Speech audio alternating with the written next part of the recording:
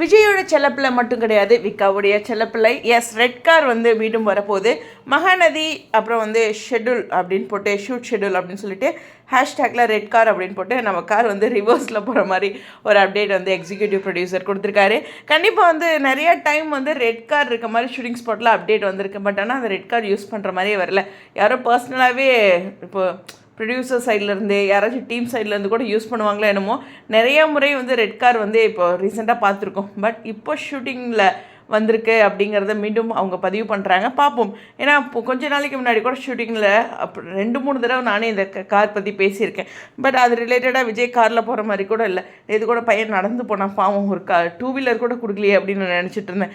இங்கே ஒரு 2 வீலர் ஒரு பைக்காச்சும் கொடுக்கலாம் இல்லைங்க எங்கள் பையனுக்கு அப்படிங்கிற ஒரு விஷயம் தான்.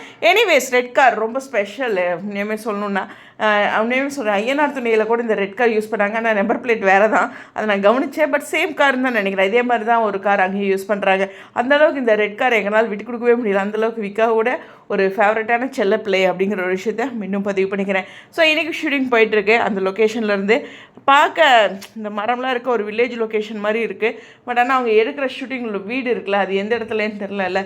அதனால் சொல்ல முடியாது. இங்கே தான் எடுத்துகிட்டு இருப்பாங்க, நம்ம எங்கேயோ வேறு எங்கேயோ கிணச்சிட்ருப்போம். அதனால் அதனோட பேக்ரவுண்டெல்லாம் எல்லாமே நம்ம தெரிஞ்சுக்கணும் இல்லையா? அதனால் சரி, எனிவேஸ், உங்களுடைய கருத்துக்காக ஸ்டேடியம்.